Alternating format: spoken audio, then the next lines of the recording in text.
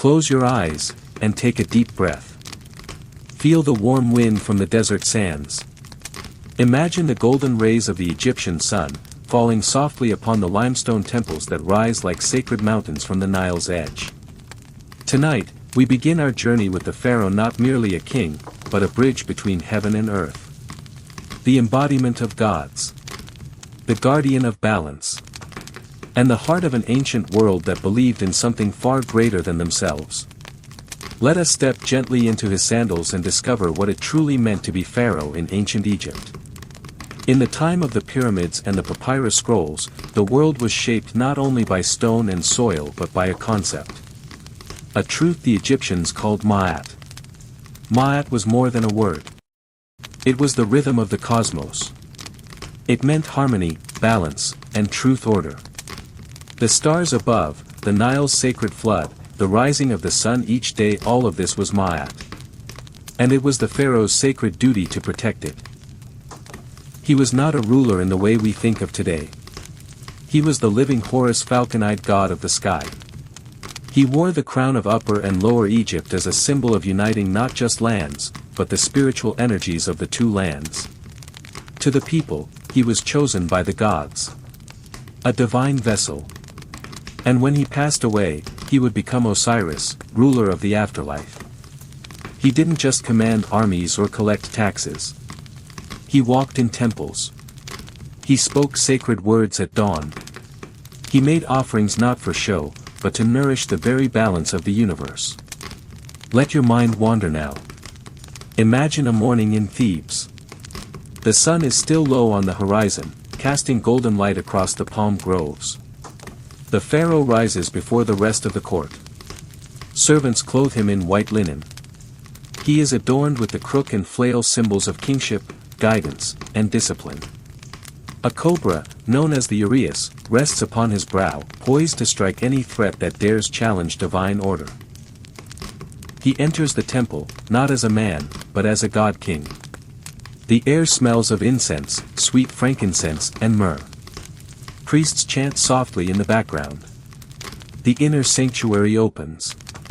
Statues of deities sit in sacred silence. And the Pharaoh offers bread, beer, and cool water. Not for nourishment, but to renew the covenant between God and man. To say, I uphold Ma'at. I am the keeper of balance. The regalia of the Pharaoh carried deep symbolism. He wore the Nemes headdress, striped in gold and blue, signifying eternity. The false beard, long and braided, linked him to the gods.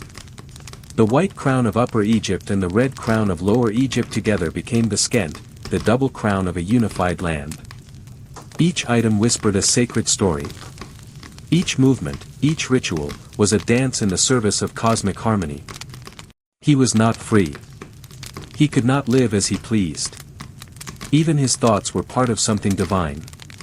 To reign as Pharaoh was to be in constant communion with the gods. To carry the weight of millions. 2. Daily rituals and temple duties. The sun begins to rise again over the eastern hills of Egypt. The river Nile glimmers like liquid gold, winding through a land of papyrus reeds and sandstone temples. The land stirs.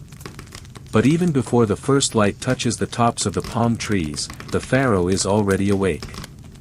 He does not sleep as others do. His dreams are filled with omens and signs. Whispers from the gods.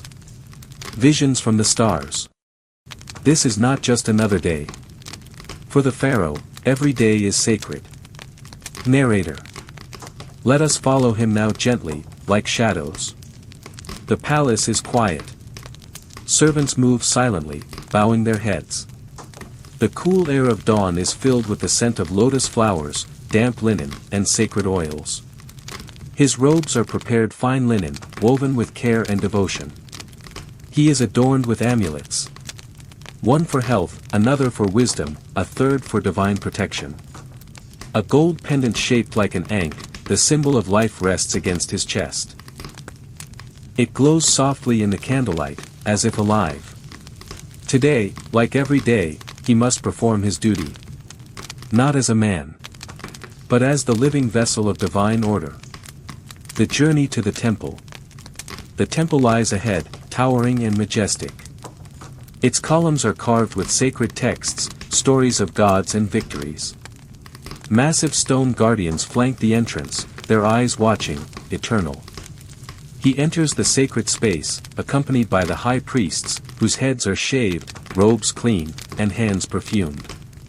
The doors are opened not with keys, but with rituals, prayers, incense, and offerings. The temple is more than a house of worship. It is a cosmic engine, a living machine that keeps Ma'at in motion. And at its heart stands the Pharaoh. The daily temple ritual. Before anything begins, the temple must be awakened. The priests chant softly, hymns of Ra, of Isis, of Osiris. The statue of the god, housed deep within the temple's sanctuary, has slept through the night. Now, it must be greeted like a friend, or a guest. The Pharaoh steps forward. His hands are steady. His face, serene. He opens the shrine doors slowly. And there sits the god golden, serene, radiant in the flickering light of oil lamps. He bows. Then, gently, he washes the statue. He anoints it with sacred oil. Dress it in fine garments. And offers it food, bread, fruit, honey, and water from the Nile. This is not symbolic. This is real. Without these rituals, the gods might turn away. The sun might not rise. The floods might not come. All rests in balance. Festivals and sacred calendar. Narrator. Throughout the year, there are holy days, sacred times when the Pharaoh must take part in larger celebrations, moments when the veil between the divine and the earthly grows thin. One of the grandest is the Opet festival. Can you imagine it? The sacred boat of Ammonius Ra, god of creation, carried from the temple of Karnak to Luxor. Sailing gently down the Nile. Crowds gathered on both banks, chanting and singing. Musicians playing flutes and sistrums. And at the center of it all the Pharaoh. Not just watching but taking part. Walking in procession. Becoming one with the divine. It was more than a celebration. It was renewal, a reaffirmation of his sacred role, of his divine essence. Then there is the said festival. A ritual of kingship held after 30 years of rule. Here, the Pharaoh proves his strength and divine favor. Running in a ceremonial race. Not to win but to show he still carries the vigor of the gods. And so, even in celebration, there is duty. Even in joy, there is devotion. The Pharaoh's prayer. Let's return once more to the temple. Now, the rituals are complete. The offerings have been made. The Pharaoh kneels before the altar. Alone. Surrounded by silence and stone. He speaks softly not to be heard, but to be understood. O Ammonius, Lord of the thrones of the two lands. I am your son, your servant, your voice among men. Guide my steps, steady my hand. Let my heart remain light, and my rule be just. This prayer, or one like it, would be spoken every day. Sometimes aloud. Sometimes silently. And always, with intention. Because to rule Egypt was to pray without ceasing. And now the Pharaoh returns. His daily temple duties are complete. But his day has only just begun. He will meet with scribes, viziers, and foreign envoys. He will oversee laws and crops, speak of monuments and armies. But none of it matters without the rituals that came first. For Egypt did not rise by swords or gold. It rose by faith. By the delicate rhythm of devotion. By one man's sacred promise to the gods. To keep the world in balance. Close your eyes now. Imagine the cool shadows of the temple. The scent of frankincense lingering in the air. Let the peaceful hum of ancient chants drift through your thoughts. You are safe. Watch over. By a ruler who walks with gods. And as you rest, so too does the sun set on our journey today. In the next chapter, we will follow the Pharaoh into the royal court, where decisions are made, and power flows like the river itself. But for now, let your breath slow. Let the night settle. And sleep beneath the stars of ancient Thebes. Government and economic stewardship. The morning rituals are complete. The offerings have been made. The gods are honored, the temple is quiet. And now, the Pharaoh turns from the sacred, toward the secular. From the divine to the day-to-day. But even here, every action, every decision, is still wrapped in the cloth of Ma'at. Order. Balance. Justice. The sun climbs higher into the sky. And the palace, once silent, begins to stir with motion and voices. The royal court awakens. Imagine a grand open hall. Tall columns rise toward the sky like lotus stems, painted in reds, golds, and cobalt blue. Sunlight streams through openings in the stone. Servants move with quiet efficiency, and officials await their turn to speak. In the center, upon a golden throne beneath a woven canopy, sits the Pharaoh. He is the center of the nation. The still point in a turning world. This is no ordinary ruler. This is the very heart of Egypt's government. The bureaucracy of the Nile. Narrator, softly. It is easy to imagine Egypt as ruled by a single man. But the truth is more intricate. And more beautiful. The Pharaoh was surrounded by an immense system and an elegant bureaucracy to help him govern the vast, fertile land stretched along the river.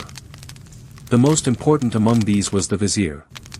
A man of wisdom. Of loyalty. And silence. He was the Pharaoh's right hand. His voice in the courts. His eyes across the nation. The vizier oversaw everything from taxation, agriculture, building projects, court justice, and more. Under him were provincial governors, known as nomarchs, who managed Egypt's many regions, or nomes. Each nome had its own temples, its own customs, but all bowed to the will of the Pharaoh. And beneath them, a sea of scribes. Calm, patient, ever writing. They recorded everything: grain, livestock, land deeds, temple donations, and court rulings. Without them, Egypt would have fallen to chaos. Now imagine this.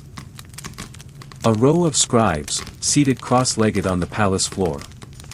Reed pens in hand, papyrus scrolls unrolled. One by one, they bring messages, records, and reports to the vizier, who reads them aloud for the Pharaoh's approval. A field flooded too early. A temple short on offerings. A dispute between farmers over a stolen goat. Every matter, great or small, would pass beneath the gaze of the Pharaoh. This is how a civilization lives. Not through power alone, but through careful attention to the pulse of the people. The lifeblood, agriculture, and the Nile. Egypt was not made of gold or stone. It was made of water. Of mud. Of life pulled from the soil. The Nile, rising and falling in sacred rhythm, was Egypt's most precious gift. And it was the Pharaoh's duty to protect it. He would consult with priests and farmers, overseers and astronomers. Together, they studied the stars to predict the floods. To ensure the canals and irrigation channels flowed where they should. To see that every field received what it needed. The granaries, large, cool storage spaces built of thick mud brick, were under royal control. Here, wheat and barley were stored. To be distributed in times of famine. Or used to pay workers, priests, and temple staff. Pharaoh was not just king. He was the provider. The steward of the people's well-being. Trade, taxes, and tribute. In the bustling markets of Memphis or Thebes, merchants bartered spices, oils, and cloth. Ships came down the Nile, heavy with cedar from Lebanon, lapis lazuli from Afghanistan, and incense from Punt. These were not merely luxuries. They were symbols of the pharaoh's far-reaching influence. Foreign kings sent gifts, fearing Egypt's power or seeking its favor. In return, Egypt traded grain, linen, papyrus, and glass. The economy flowed like the river, guided by royal decree. Taxes were not coins, but goods. A farmer might pay in wheat. A potter, in jars. A herdsman, in goats. And all of it was recorded by the scribes, who filed their scrolls deep in the halls of administration so that Ma'at might be preserved through fairness and order. Building a legacy.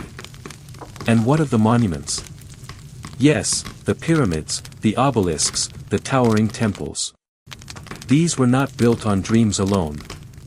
They required planning, resources, workers, and above all vision. The pharaoh would oversee projects that took decades. He might never see them finished in his lifetime. But that did not matter. He did not build for today. He was built for eternity. Every stone lifted was an act of devotion. Every inscription carved was a promise to the gods. And to the people. The pharaoh as manager, planner, visionary. Narrator. To rule Egypt was not to live in luxury. It was to carry the weight of generations. To think not in days, but in centuries. The pharaoh was a planner. A manager. A visionary who saw farther than the horizon. He did not need to wield the hammer or the chisel. But he set the stones in motion. And all who labored in his name. And so, as the sun begins its descent toward the western hills, the pharaoh retires from the court. The scribes return to their scrolls. The vizier bows and steps away. Egypt, for another day, has been held in balance. Ma'at has been preserved. The people sleep, the fields rest, and the Nile flows on. And in the stillness of twilight, the pharaoh walks alone. Perhaps wondering what tomorrow will bring. But knowing that, for today, he has done what was required. Let your breath slow. Let your body relax. You've walked through the palace. Sat in the royal court. Witnessed the great machine of ancient Egypt at work. And now, as the stars return to the sky, it is time for you to rest, too. In the next chapter, we will walk with the pharaoh into his role as a warrior and protector. And explore the battles not of chaos, but of survival. But for now, let Egypt sleep. Let your mind drift. And let the Nile carry you gently into dreams. Good night. Military and protector of the realm. The sun has risen and set many times now. And through each passing day, the pharaoh has offered prayers, guided his people, and ensured the harmony of Ma'at. But beyond the temples, beyond the harvests and hymns, there lies a different realm. A realm of tension. Of borders. Of strength. Even the most sacred of lands must be protected. And so, the pharaoh must become more than a priest. More than a planner or judge. He must become a warrior. Protector of Ma'at. In the belief of the ancient Egyptians, the universe was always in danger of slipping into chaos, what they called Isfet. It was the opposite of Ma'at. Where Ma'at was order and truth. Isfet was confusion, destruction, and darkness. Enemies at the border were not just invaders. They were agents of Isfet. To defend Egypt. To ride out into the desert or across the river. It was to protect the very fabric of the cosmos. And only the pharaoh had been chosen to do it. The pharaoh as commander. He may not lead every battle from the front. But his presence. His name, carved into standards and shields. It was enough to command fear. Pharaohs like Thutmose III, Seti I, and Ramses II were remembered not only for their temples, but for their victories. Picture now a royal court, transformed. Gone are the temple robes and offerings. Now, the pharaoh wears a war crown blue, studded with gold. A bronze sword at his hip. A lion's tail tied to his belt, symbol of courage and power. He mounts his chariot. Wheels carved of wood and leather, pulled by strong desert horses. Behind him, hundreds follow soldiers, archers, standard-bearers, and messengers.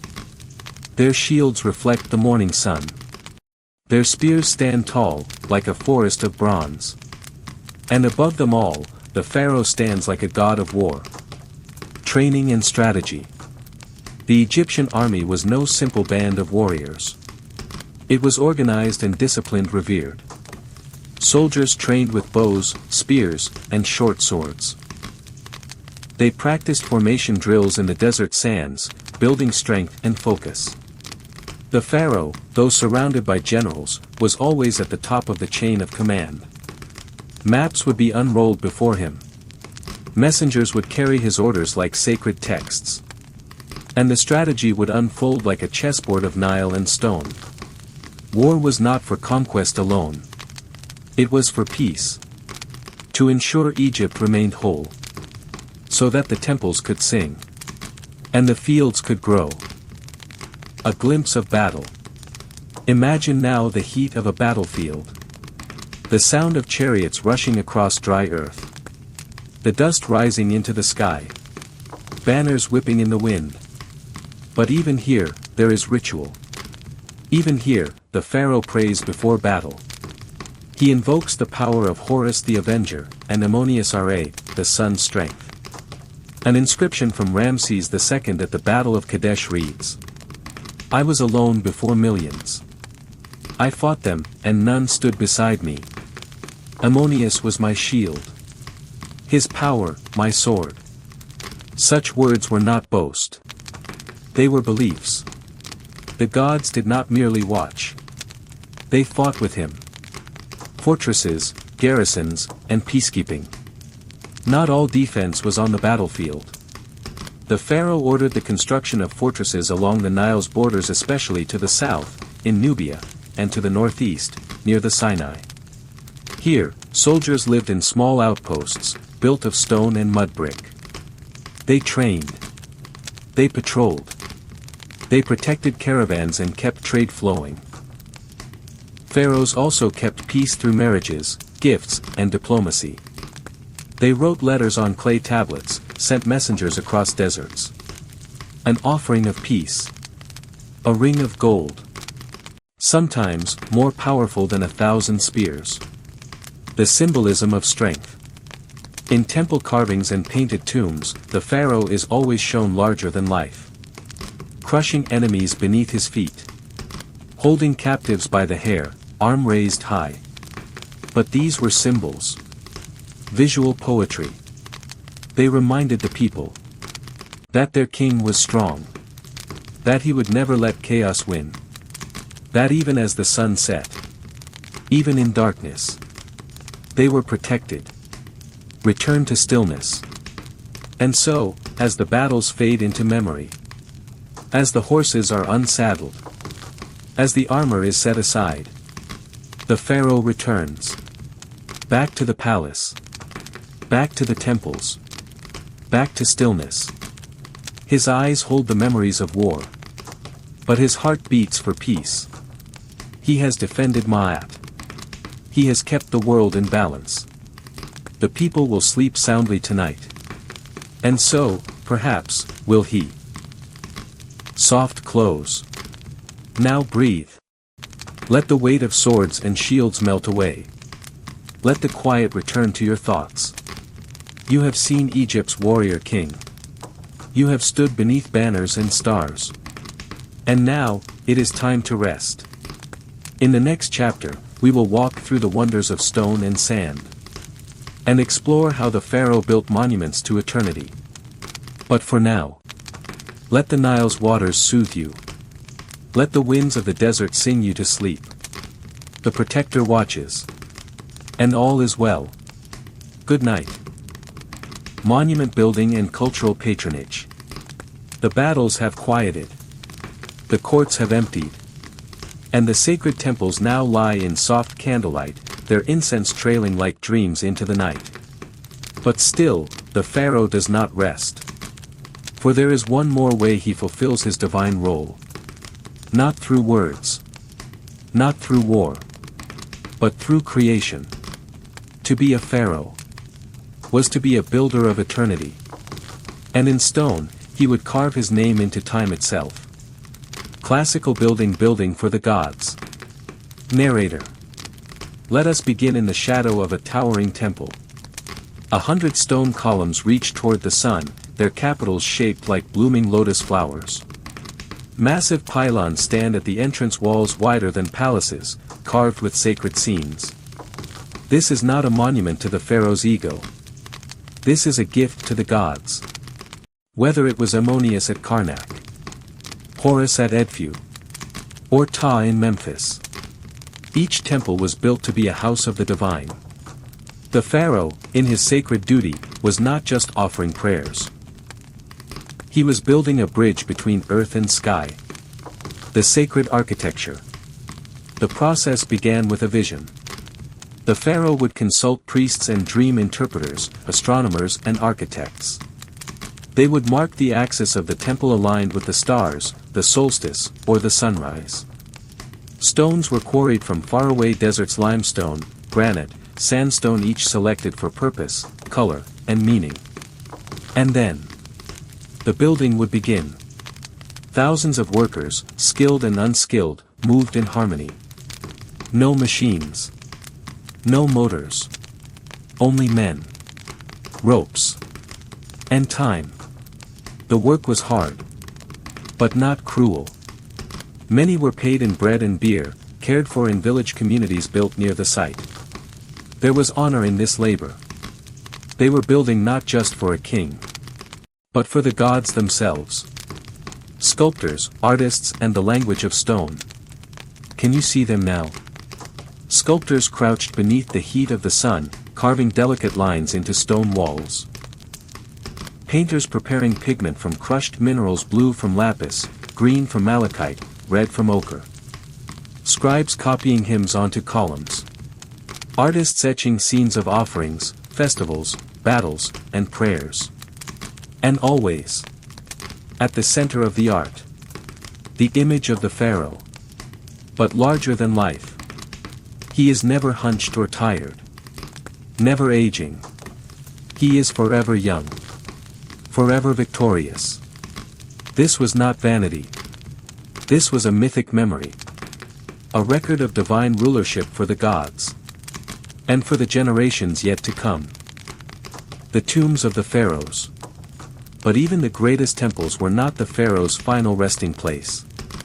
For that, he built something even more sacred. A tomb. From the towering pyramids of the Old Kingdom to the hidden, painted chambers of the Valley of the Kings.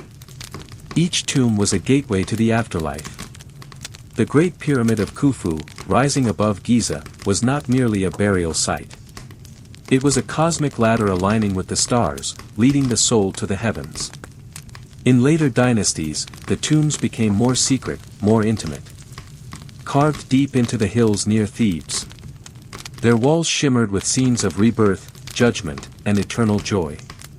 In the darkness, a flickering oil lamp reveals images of the pharaoh sailing with Ra, passing through the 12 gates of night, and emerging reborn in the morning sun.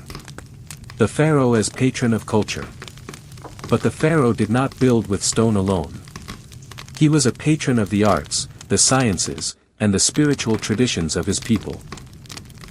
He supported libraries of papyrus scrolls, texts on medicine, math, astronomy, and magic. He ordered the writing of hymns, the copying of sacred texts, and the preservation of ancient knowledge. He commissioned statues of gods and animals.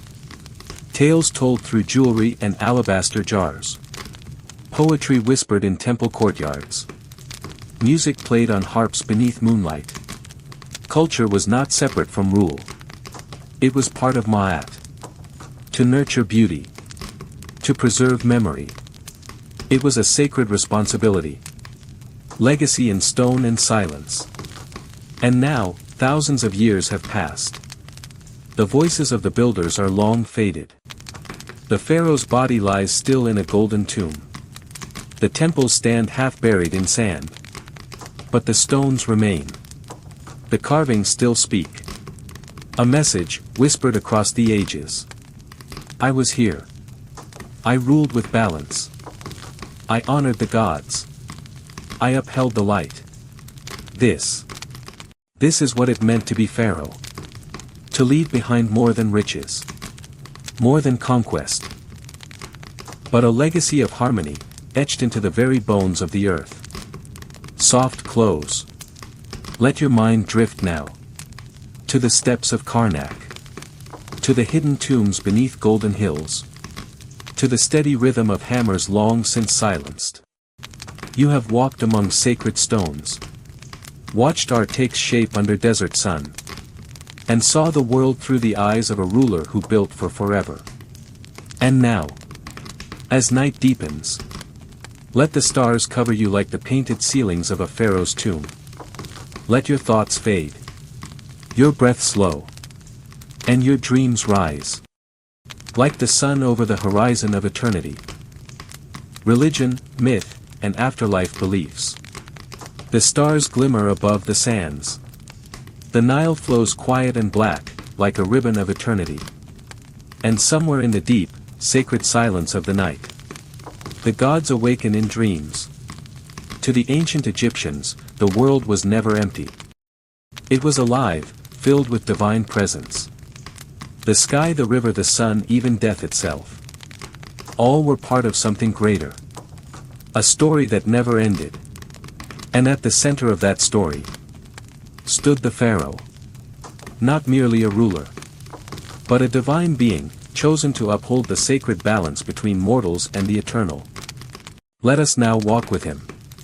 Not through battlefields or courts, but through temples, myths, and mysteries. Through a world where gods walked beside men. And where death was not an end, but a transformation. The gods and their world. In Egypt, there was not just one god. There were many. Each with their own domain. Their own stories. Their own symbols. The sun god Ra, who sailed across the sky each day in his golden boat. The sky goddess Nut, who arched her body above the earth, swallowing the sun each evening and birthing it anew at dawn. The wise Thoth, god of writing and knowledge. The fierce Sekhmet, lioness of protection and fire. The loving Isis, who knew the secrets of healing and resurrection. And Osiris, the green-skinned god of the afterlife, lord of the underworld, king of the dead. The Pharaoh knew them all. Spoke their names in prayers. Carved their images in stone. He did not worship them as we might imagine. He communed with them. For he was one of them. The son of Ra. The living Horus. The divine bridge between the heavens and the earth. Myth and divine order. Close your eyes now, and picture a story. Long ago, in a time beyond time, the god Osiris ruled over Egypt. A just and kind king. But he was betrayed by his jealous brother, Set. Who tricked him, sealed him in a coffin, and cast him into the Nile. Osiris died. But he did not vanish. His wife, the goddess Isis, searched the world to find him. She wept, she prayed, she sang to the stars. And at last, she found him. With her magic, she brought him back, if only for a moment. Together, they conceived a son, Horus. And when Horus grew strong, he challenged Set, the god of chaos. And reclaimed the throne of Egypt. This is more than a myth. It is the very heart of Egyptian belief. Order restored. Balance returned. Ma'at preserved. The Pharaoh was Horus in life. And Osiris in death. Each ruler, a living part of this endless story. Retold through ritual, temple, and time. The rituals of religion. Every day, priests would wake the gods. They would open the shrine doors. Bathe the statues. Offer food, incense, and songs. But it was the pharaoh's authority that made the rituals whole. Even if he was not present, they were done in his name. In his private chambers, he too would offer prayers. He would consult oracles, observe omens in the stars, and walk through sacred dream rituals. The Book of the Dead, filled with spells and hymns, was not a tale of fear, but a map. A guide to the next world. And the Pharaoh. He was not afraid. He was prepared. Death and the afterlife. Death, to the ancient Egyptians, was not the end. It was a journey. A path through the land of shadows. To reach a paradise known as the Field of Reeds. But first, the soul would face judgment. Picture this. A grand hall, silent and vast. At its center, a giant scale. On one side, the heart of the deceased. On the other, the feather of Ma'at, the symbol of truth. If the heart was heavy with guilt or lies, it would be devoured by a beast called Ammit. And the soul would vanish. But if the heart was light, pure, balanced, then the soul could pass on. To a world where fields were always green. Where loved ones waited. And joy had no end. The Pharaoh, too, would take this journey. But with him went protection spells, ritual knowledge, and the favor of the gods. His tomb was not a prison. It was a launch point to the stars. Becoming eternal. Once the journey was complete, the Pharaoh would become one with the gods. He would rise to the sky. A star among stars. Every night, he would sail across the heavens with Ra in his solar boat. Guiding the sun through darkness. Fighting off the serpent of chaos. Ensuring the sunrise for all living things. This was his final gift to Egypt. Not gold. Not monuments. But eternity. Soft close. Narrator, whisper-like. And now. You too have walked the path of the sacred. You have stood beside the gods. Listen to the songs of Isis. Watch the scales of judgment tip toward the stars. Let the warmth of Ra cradle you. Let the cool arms of Nut stretch above you like the sky. There is no fear in this place. Only peace. And presence. In the final chapter, we will explore how the Pharaoh was remembered. Through stories, statues, and the echoes of time. But for now, rest easy. Let your soul drift. As the Nile drifts toward the sea. You are safe. You are guided. And all is well. Legacy and eternal memory. Time moves forward. Always forward. Like the Nile's endless flow. From the mountains to the sea. From the living to the unknown. And yet, some things remain. The desert sands shift. The winds change. But high above the earth, the monuments still stand. The pyramids. The temples. The carved names of kings and gods. Still visible beneath the stars. This is the Pharaoh's final gift. Legacy. Eternal memory. A life lived not for self, but for the gods. For the people. And for the promise that Egypt would never fade. The Pharaoh remembered. Long after a pharaoh's death, his name continued to echo through the valley. In the hymns sung by temple priests. In the offerings left by travelers. In the scrolls of scribes who recorded his deeds. He lived on in memory. Not just as a man, but as an ideal. A model of harmony. A keeper of Ma'at. Children would learn his name. Artists would paint his face. Statues would be placed in gardens, tombs, and shrines. All to remember. That once, he ruled the two lands. And brought light to the world. The whispering stones. Now picture a traveler. Thousands of years later. Standing before a crumbling temple. The columns still rise, tall and defiant. The hieroglyphs are worn. But their message endures. I was here. I gave to the gods. I brought peace to the land. Even the ruins speak. They tell of a time when kings were gods. When heaven and earth were one. When the balance of the universe rested in a single pair of hands. And through the whisper of stone and wind, the Pharaoh speaks once more. History woven into time. Today, we no longer bow to pharaohs. We do not offer incense at their altars. But still, we remember. Their names live on in books. Their images in museums. Their stories in the hearts of all who dream of ancient things. And perhaps, as you drift into sleep, you carry a piece of that story too. Because legacy is not only carved in stone. It is carried in memory. In stories told beside fires. Whispers passed from one generation to the next. The Pharaoh ruled in life. But he lives on in myth. And myths. They never die. A peaceful farewell. And so now, dear listener. You have walked alongside greatness. You have seen what it meant to rule not just a kingdom, but a world filled with gods, dreams, and stars. You have stood in temples, ridden in golden chariots, heard the chants of priests, and felt the silence of tombs. You have seen the Pharaoh not as a figure of pride, but of purpose.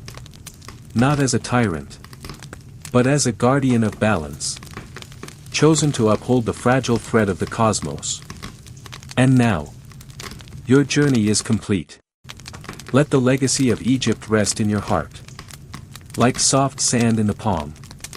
Warm, ancient, eternal. Final, close, into the eternal night. Sleep now. Let your breath slow. Let your thoughts float gently, like the boat of Ra through the starry sky. You are safe. You are still. You are wrapped in the silence of tea. Conclusion and good night. And so, we come to the end of our journey. We have walked in the sandals of a king. But not just any king. A pharaoh. The living god of an ancient land. Where time flowed like the Nile. Slow, steady, sacred. We have seen how one life, bound by gold and divinity. It was a seamless weave of sacred duty and earthly rule. He was not just a builder. Not just a warrior. Not just a priest. He was all of these. At once. A vessel of Ma'at. A protector of balance. A mortal soul entrusted with the eternal. In temples carved from stone. On battlefields beneath the sun. In quiet tombs painted with stars. The Pharaoh left his mark. He ruled not only through power, but through purpose. Through rituals. Through the sacred trust of generations. And as the sun rose and set over the golden desert, he reminded his people that even in a world so vast and mysterious, there was an order. There was peace. There was Ma'at. Now, dear listener, let the story settle within you. Ponder, for just a moment, what it must have felt like to carry the weight of a kingdom and the hopes of the gods, to look out over the river Nile, knowing it was your duty to protect its flow, to feed your people, to guide their spirits, even after death. Let your breath soften now, and allow your mind to drift. Drift like a papyrus boat, upon calm, moonlit waters. Soft sign off. Rest now, as ancient Egypt sleeps, under stars that have not moved since those distant days. Let the temples fade into mist. Let the winds carry away your thoughts. Let the desert hold you in its warm, eternal silence. Until tomorrow's journey, may your dreams be filled with golden suns, sacred songs, and still waters. Good night. And sleep well.